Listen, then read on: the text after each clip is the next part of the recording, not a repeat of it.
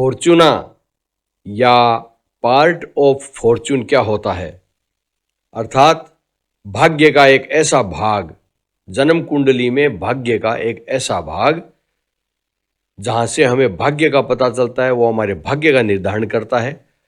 अलग अलग कुंडली के लिए भाग्य का भाग अलग अलग होता है, अलग अलग स्थान पर होता है। इस पर हम चर्चा कर रहे हैं।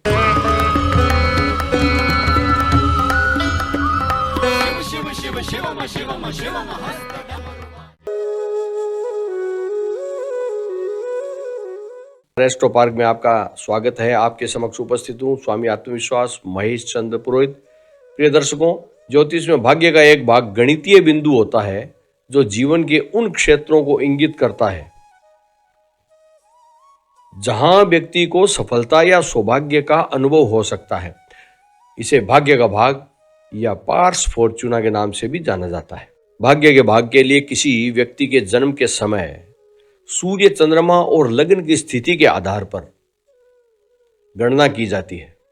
जन्म कुंडली में भाग्य के भाग का प्रतीक एक वृत्त होता है और उसके बीच में एक एक्स बनाया होता है। भाग्य के भाग का प्रभाव उस भाव और राशि में देखा जा सकता है जिसमें यह स्थित होता है, और इसका प्रभाव ऐसे क्षेत्रों पर पड़ सकता है जैसे करियर, रिश्ते, वित्त और संचार कौशल आदि। भाग्य का भाग किसी व्यक्ति की कुंडली के 3 सबसे महत्वपूर्ण भागों सूर्य, चंद्रमा और लग्न के बीच संतुलन है। ज्योतिष में भाग्य का भाग, जिसे फॉर्चूना के नाम से भी जाना जाता है, जन्म कुंडली में एक राशि का एक भाग होता है जो सांसारिक सफलता, समृद्धि और कल्याण को दर्शाता है। इसकी गणना सूर्य, चंद्रमा और लग्न की स्थिति का उपयोग करके की जाती है। दिन के चार्ट के लिए जब सूर्य क्षितिज से ऊपर होता है तो एक सूत्र होता है। उस सूत्र के आधार पर दिन के चार्ट के लिए जहां दिन में जन्म हुआ हो उसके लिए इस सूत्र से देखा जाता है। सूत्र क्या है? लग्न चंद्रमा माइनस सूर्य। लग्न और चंद्रमा को जोड़ो, लग्न प्लस चंद्रमा माइनस सूर्य बराबर भाग्य का भाग। रात्रि के चार्ट के लिए अलग सूत्र होता है जब सूर्य क्षितिज से नीचे होता है। यह होता है लग्न प्लस सूर्य माइनस चंद्रमा, तो भाग्य का भाग आ जाता है। याद रखें, दिन में जन्म होने पर भाग्य का भाग होता है लग्न और चंद्रमा को जोड़कर सूर्य की राशि, अंश, कला आदि को घटा दें। रात्रि में जन्म होने पर भाग्य का भाग होता है लग्न में सूर्य जोड़कर चंद्रमा की राशि आदि घटा दें। इन सूत्रों की व्याख्या हम इस प्रकार करते हैं। मेष राशि के 0 डिग्री से हम जब देखते हैं तो लग्न, चंद्रमा और सूर्य, इनके देशांतर हम ले लेते हैं। इस प्रकार से होता है ये। मान लीजिए कि किसी का लग्न 10 डिग्री कन्या का है, कन्या राशि का लग्न 10 डिग्री है, चंद्रमा मेष का 8 डिग्री है और सूर्य 14 डिग्री है कुंभ राशि का। चूंकि सूर्य लग्न और अवरोही के बीच में है इसलिए रात्रि का जन्म है, इसलिए हम रात्रि वाला सूत्र प्रयोग में लेंगे। तो देखिए 10 अंश कन्या लग्न, तो क्या हो गया? कन्या लग्न का मतलब 5 राशि तो गई। एक राशि 30 अंश की होती है तो 5 × 15 150 और 10 अंश जोड़ दो 160 डिग्री हो गया। सूर्य का कुंभ 14 अर्थात 300 + 14 314 हो गया। चंद्रमा का मेष 8 है तो 8 डिग्री जुड़ गया। तो भाग्य भाग क्या हो जाएगा? 160 + 314 - 8 बराबर 466। यह 360 से अधिक है, इसलिए इसमें से हम 360 घटा लेते हैं। 466 में से 360 घटाए 106 डिग्री बच गए, तो 16 डिग्री कर्क अंश आ गया। कर्क राशि 16 डिग्री आ गया। 30 का भाग देंगे तो ऐसे ही आएगा। एक राशि में 30 डिग्री होते हैं। सूर्य इस लग्न और चंद्रमा के साथ 11 अंश पर यदि कर्क पर होता है तो क्या करें? मान लीजिए 11 अंश पर कर्क पर होता है तो दिन का चार्ट होता है, इसके लिए सूत्र दूसरा लगाएंगे। तो कन्या का 10 डिग्री प्लस 150 बराबर 160। चंद्रमा 8 अंश मेष का यानी 8 डिग्री, सूर्य 11 डिग्री कर्क का अर्थात 90 डिग्री तो हो गई 3 राशि मेष वृष मिथुन, और कर्क का है वो 8, तो हम जोड़ लेंगे उसमें। तो इस प्रकार से कितना हुआ हम जोड़ेंगे, देखिए पुनः बता देता हूं। कन्या लग्न जो होता है वो 5 राशि के बाद में छठी राशि होती है। 5 राशि का 30 डिग्री के आधार पर 150 डिग्री हो गया। 10 डिग्री पर कन्या लग्न है, 160 डिग्री हो गया। चंद्रमा मेष में 8 है तो केवल 8 डिग्री हो गया, पहली राशि है। सूर्य जो है कर्क में 11 डिग्री है मान लीजिए, तो कर्क में अर्थात 3 राशि तो गई, तो 30 डिग्री के आधार पर 90 डिग्री वो हो गया, और 11 डिग्री का सूर्य है तो 101 डिग्री हो गया। अब फार्मूला लगाते हैं हम, तो उसमें क्या करते हैं, भाग्य का जो पार्ट है वो जानने के लिए 160 डिग्री वो हो गया, 8 डिग्री और 101 डिग्री ये हो गया तीनों। तो 160 और 8 को जोड़ लेते हैं, 168 माइनस 101 कर लेते हैं तो 67 डिग्री बच जाता है। तो ये 360 से कम है इसलिए कोई घटाने की आवश्यकता नहीं है। 67 डिग्री का मतलब क्या हो गया, 2 राशि तो गई 30 और 30 60, ऊपर के 60 डिग्री हो गए। तो 2 राशि जब गई तो मेष वृष चली गई, तो तीसरी राशि मिथुन हो गई, मिथुन की 60 डिग्री हो जाती है, भाग्य का अंश वहां हमें मिल जाता है। तो व्यक्ति का भाग्य का जो पार्ट है कुंडली में वो मिथुन के 7 डिग्री पर हुआ। इस प्रकार से रात्रि और दिन के जन्म के आधार पर हम निकाल सकते हैं।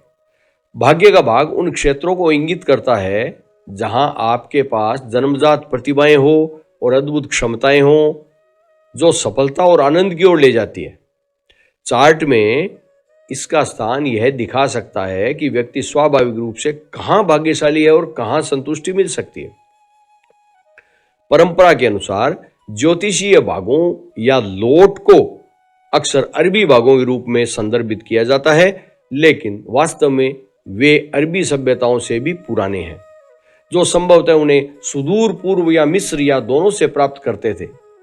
हम जानते हैं कि वे बहुत पुराने हैं क्योंकि यूनानियों ने उनमें से कुछ के बारे में बात की थी, जिनमें से कई ने मिस्र और भारतीय रहस्य विद्यालयों में अध्ययन किया था, और जो कुछ उन्होंने जाना और पढ़ाया भी था और उसे प्राप्त किया भी था, जैसा कि वैदिक ज्योतिषियों ने किया था। रात में जन्म लेने वाले अधिकांश लोगों ने भाग्य का गलत भाग निर्धारित किया है। इसका कारण यह है कि अधिकांश आधुनिक अधिकारियों ने रात में जन्म लेने वालों के लिए दिन के सूत्र का प्रयोग कर लिया है। ऐसा इसलिए हुआ है क्योंकि एक प्राचीन अधिकारी टोलमी ने सभी चार्ट को दिन के सूत्र के साथ करने की वकालत की थी। अधिकांश अन्य प्राचीन स्रोतों ने दिन के जन्म के लिए दिन के सूत्र और रात्रि के जन्म के लिए रात्रि के सूत्र का प्रयोग किया था। जो मध्ययुगीन ज्योतिषियों ने भी ऐसा ही किया था। भाग्य के भाग का उपयोग उस मूल तरीके का वर्णन करने के लिए किया जाता है जिससे व्यक्ति शारीरिक रूप से आसपास की दुनिया से जुड़ा होता है। यह शरीर और स्वास्थ्य के संकेतकों में से एक है और यह समृद्धि का प्राथमिक संकेतक है और समृद्धि से संबंधित करियर का भी संकेतक है, लेकिन इसका उपयोग करने का तरीका थोड़ा आश्चर्यजनक होगा। यह जातक की समृद्धि और करियर को समझने की कुंजी है। भाग्य का भाग समृद्धि का प्राथमिक संकेतक है, लेकिन यह उससे कहीं अधिक है। यह सूर्य, चंद्रमा और लग्न के देशांतरों से बना हुआ होता है और इसलिए चार्ट में 3 सबसे महत्वपूर्ण स्थानों, केवल इन तीनों के बाहर का मध्य आकाश उतना ही महत्वपूर्ण है, उनसे बना होता है, 3 स्थानों से बना होता है जिनका परिणाम महत्वपूर्ण हो जाता है, जितना कि वे होते हैं उनसे भी महत्वपूर्ण हो जाता है। आधुनिक ज्योतिष में भाग्य के भाग को जानने के लिए जो तरीका है वो प्राचीन ज्योतिष में ऐसा नहीं था। प्राचीन ज्योतिष में लग्न भौतिक शरीर और स्वास्थ्य का प्राथमिक संकेतक मिलता है। चंद्रमा भी शरीर के बारे में एक बहुत ही महत्वपूर्ण द्वितीय संकेतक होता है, लेकिन इनके बीच एक अंतर है। लग्न को शरीर का सबसे भौतिक स्तर माना जाता था, चंद्रमा शरीर का जीवित भाग था, वास्तव में आत्मा, लेकिन आत्मा एक भौतिक शरीर में अवतरित हुई। भाग्य का भाग सूर्य के साथ इन दोनों से बना होने के कारण जीवित भौतिक शरीर और उस भौतिक और सामाजिक दुनिया के साथ उसके संबंधों का भी संकेतक है, जिसमें जातक रहता है। समृद्धि को दर्शाने की इसकी क्षमता इसी से आती है।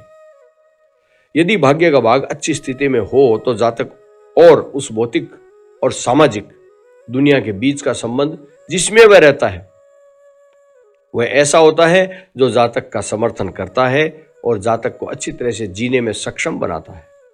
यदि भाग्य का भाग खराब स्थिति में है तो जातक को उस दुनिया के साथ संबंध में रहने में कठिनाई होती है जो जातक का समर्थन करती है। भाग्य के भाग और स्वास्थ्य के संबंधों के बारे में यही कहा जा सकता है। हालांकि दोनों ही संकेतों के मामले में यह ध्यान रखना चाहिए कि चार्ट में कोई भी संकेत, यहां तक कि भाग्य का भाग भी जीवन के किसी भी क्षेत्र के कुल संकेतक के रूप में नहीं लिया जा सकता। स्वास्थ्य के लिए व्यक्ति को लग्न, उसके स्वामी चंद्रमा और उसके स्वामी को भी देखना चाहिए। साथ ही बीमारी और मृत्यु के संकेतक के रूप में छठे और आठवें भाव में स्वास्थ्य के लिए मजबूत संकेत होते हैं। भौतिक समृद्धि के लिए व्यक्ति को दूसरे भाव, 10वें भाव और उनके स्वामियों को भी देखना चाहिए। यद्यपि भाग्य का भाग तब अच्छी स्थिति में होता है जब उसके साथ एक ही राशि में शुभ या प्रतिष्ठित ग्रह होते हैं, या यह समान प्रकार के ग्रह भाग्य के भाग को देखते हैं।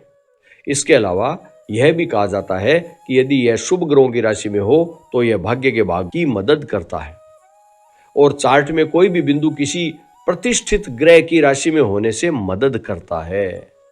भाग्य का भाग इतना अच्छा नहीं होता है यदि वो पाप ग्रहों से पीड़ित हो। विशेषतः यदि पाप ग्रह निर्बल हो, ऐसे संकेतों का मतलब गरीबी या खराब स्वास्थ्य नहीं है, बल्कि इसका मतलब यह है कि जातक को अधिक मेहनत करनी होगी या सफलता के लिए संभावित मार्गों की एक संकीर्ण सीमा होती है, लिमिटेड कार्य होता है। लेकिन उन दो विचारों को देखते हुए परिणाम अभी भी सकारात्मक हो सकते हैं।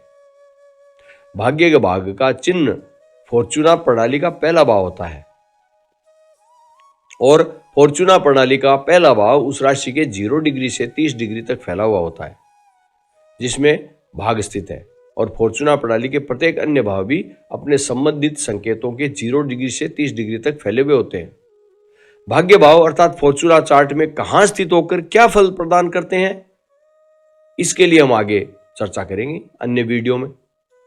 तो ये जान ले कि इस तरह से जो आपने रात्रि में जन्म का और दिन में जन्म के आधार पर जो भाग्य का पॉइंट निकाला, भाग्य का भाग निकाला, वो एक पॉइंट नहीं होता है जबकि भाग होता है, वो कुछ दूरी तक होता है वो। तो आपने जो भाग्य का भाग निकाला वो व्यक्ति को बहुत महत्वपूर्ण होता है और वो सफलता दिलाता है। वो कुंडली में कहाँ स्थित है उसको देख करके हम व्यक्ति के जीवन के सुख, समृद्धि और सफलताओं का अनुमान लगा सकते हैं वो कहाँ स्थित है। तो भाग्य, फॉर्चूना पॉइंट, फॉर्चूना भाग, पार्ट ऑफ फॉर्चूना, ये सब आपने जाना, निकालने का तरीका जाना, और महत्वपूर्ण ये होता है जीवन कितना कामयाब होगा ये देखने के लिए। अब इसमें और भी डिटेल बहुत होती है, वो कहाँ स्थित है, कौन से ग्रहों द्वारा प्रभावित है, कैसे कौन से भाव में है, क्या है। तो इसका विचार हम अन्य वीडियो में करेंगे। तो मुझे लगता है आपको वीडियो पसंद आया होगा। फॉर्चूना पॉइंट आपने निकालना सीख लिया होगा, अपनी जन्म कुंडली से निकाल सकते हैं, एकदम सरल है। जन्म कुंडली में ग्रहों की डिग्री आदि दी हुई होती है, उनके आधार पर जोड़कर आप निकाल सकते हैं। तो वीडियो पसंद आया हो तो वीडियो को लाइक करें, शेयर करें दूसरों के लिए, आप कमेंट करते रहें। आज इतना ही, नमस्कार।